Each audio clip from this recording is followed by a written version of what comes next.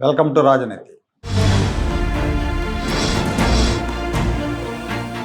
మన దేశంలో నరేంద్ర మోడీ గారు ప్రధానమంత్రి అయిన తర్వాత విపక్ష కాంగ్రెస్ బాగా బలహీనపడిపోయింది. మోడీ ఏకపక్ష పోకడలు, వ్యవస్థల మీద దాడులు జరుగుతున్న కాంగ్రెస్ పార్టీ సమర్థవంతంగా ప్రజల్లోకి తీసుకెళ్ళలేకపోయిందనేది నిజం. వరుసగా జరుగుతున్న ఎన్నికలు, కాంగ్రెస్ పోకడలు చూసిన తర్వాత అద్భుతాలు జరిగితే తప్ప కాంగ్రెస్ ఢిల్లీ పీఠాన్ని మళ్ళీ దక్కించుకోలేదన్న అభిప్రాయం అయితే అందరిలో ఉంది. ప్రతిపక్షం తన పాత్రను సరిగ్గా పోషించలేనప్పుడు, అది దీర్ఘకాలం కొనసాగుతున్నప్పుడు ప్రజలు రంగంలోకి దిగుతారు, ప్రభుత్వాన్ని నిలదీస్తారు. ఏ దేశంలో అయినా, ఏ రాష్ట్రంలో అయినా ఇది తప్పదు. ఇప్పుడు మన కూడా అదే పరిస్థితి. ఆన్లైన్లో ప్రారంభమైన కాక్రోచ్ జనతా పార్టీకి సోషల్ మీడియాలో విపరీతమైన ఆదరణ లభించడానికి ముఖ్యమైన కారణం ప్రతిపక్ష వైఫల్యం, అధికార పార్టీ ఏకపక్ష పోకళ్ళు, వ్యవస్థలు విఫలం అవటం అని చెప్పాలి. కాక్రోచ్ జనతా పార్టీని యువత విపరీతంగా ఫాలో అవటం చూసిన తర్వాత ప్రతిపక్ష కాంగ్రెస్ పార్టీ కంటే అధికారంలో ఉన్న బీజేపీ అలర్ట్ అయింది. ప్రధానమంత్రి నరేంద్ర మోడీ నిన్న కేంద్ర మంత్రులతో ఏర్పాటు చేసిన సమావేశంలో డిజిటల్ మీడియా గురించి వాళ్ళందరికీ ఏ మేరకు అవగాహన ఉందని ప్రశ్నించారు. కేంద్ర మంత్రులు, సహాయ మంత్రులు అందరూ ఉన్నారు, కేబినెట్ మంత్రులు, సహాయ మంత్రులు. ఎంతమందికి ఇన్స్టా అకౌంట్లు ఉన్నాయి, ఎంతమంది రీల్స్ ద్వారా ప్రభుత్వ కార్యక్రమాలు ప్రచారం చేస్తున్నారు, కనీసం మీ గురించి అయినా మీరు చెప్పుకుంటున్నారా సోషల్ మీడియాలో, ఈ దేశపు యువత ఏ విధంగా ఆలోచిస్తుందో మీరు తెలుసుకుంటున్నారా అని ప్రశ్నించారు. ఇవాళ యువతరం పేపర్లు, టీవీలు చూడటం లేదు, సోషల్ మీడియానే ఫాలో అవుతున్నారు. యువతను రీచ్ అయితేనే సక్సెస్ అవుతామని చెప్పారు ఆయన.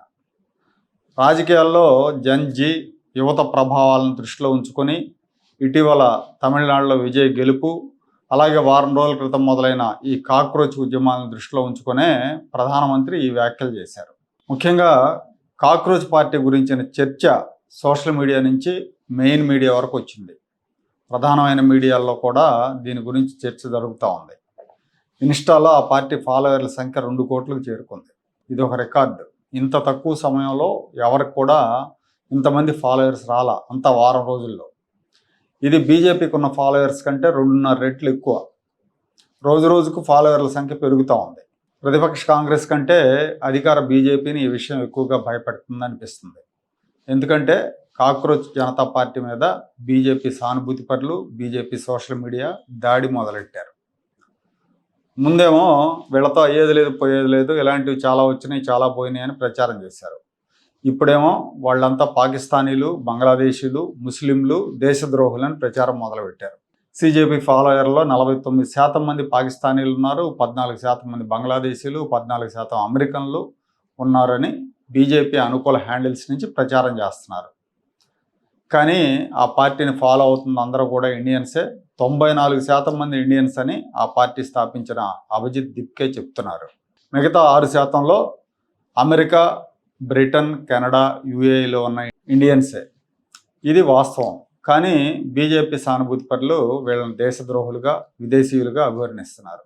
అభిజిత్ దిప్కే బోస్టన్ యూనివర్సిటీలో చదువుతున్నాడు. అతను చదువు పూర్తయింది. వచ్చే నెలలో ఇండియాకి రావాలి అతను. ఇప్పుడు తను ఇండియాకు వస్తే తనని ప్రభుత్వం అరెస్ట్ చేస్తుందేమన్న సందేహాన్ని, భయాన్ని వ్యక్తం చేస్తున్నాడు అభిజిత్. అలాగే తనకు ఫోన్ కాల్స్ ద్వారా బెదిరిస్తున్నారు, తనని ఫోన్ కాల్ బెదిరింపులు వస్తున్నాయని చెప్తున్నాడు. ఒక సమస్యను రైజ్ చేస్తే ప్రభుత్వం దాని మూలాలు గుర్తించి పరిష్కారానికి కృషి చేయాలి.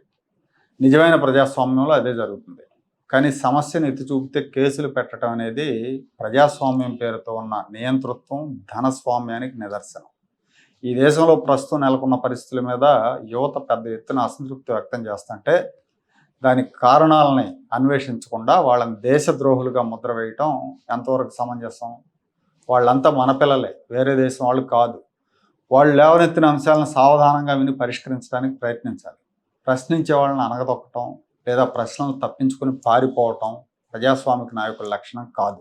బీజేపీ సానుభూతి పరులే కాకుండా ఇంకొంతమంది కూడా ఉన్నారు, నిరాశావాదులు అని చెప్పాలి వాళ్ళని. వీళ్ళ వల్ల అయ్యేది లేదు, పోయేది లేదు అంటున్నారు. యువత వ్యవస్థలో జరుగుతున్న తప్పులను ఎత్తి చూపుతూ ఉంది. దానివల్ల ఫలితం ఉంటుందా లేదా అనేది పక్కన పెడితే గొర్రెల్లా తలలూపుతూ ఫాలో అవ్వకుండా ప్రశ్నిస్తున్నారని సంతోషించాలి. ప్రజాస్వామిక లక్షణాలున్న ప్రభుత్వాలు అయితే ఆ ప్రశ్నలకు జవాబులు చెప్తాయి, సమస్యలను పరిష్కరించే ప్రయత్నం చేస్తాయి. కనీసం ప్రశ్నిస్తున్నందుకు సంతోషిద్దాం మనం. ఇక కాక్రోచ్ ఉద్యమం గురించి మాట్లాడాలంటే ప్రస్తుతం వాళ్ళ పరిస్థితి ఎలా ఉందంటే ఇన్స్టాలో వాళ్ళ ఫాలోయర్స్ 2 కోట్లు దాటేశారు. ఇన్స్టాలో బీజేపీ ఫాలోయర్లు 88 లక్షలు, కాంగ్రెస్ ఫాలోయర్లు 1,33 లక్షలు. ఈ 2 పార్టీల కంటే ఎక్కువ మంది ఫాలోయర్లు కాక్రోచ్ జనతా పార్టీకి వచ్చారు. కొంతమంది ప్రముఖ రాజకీయ నాయకులు, జర్నలిస్టులు కూడా ఫాలో అవుతున్నారు. ఈ పార్టీ ట్విట్టర్ అకౌంట్ని ఆల్రెడీ బ్లాక్ చేశారు. సరే, ఇది ఎంతకాలం నిలబడుతుంది ఏంటి అనే చర్చ జరుగుతుంది. ఎంతకాలం నిలబడుతుందో చెప్పలేం, కానీ ప్రస్తుతానికైతే ఇది ఒక సంచలనం. యువతలో ప్రభుత్వాల మీద, వ్యవస్థల మీద పెరుగుతున్న అసహనానికి నిదర్శనం అని చెప్పాలి.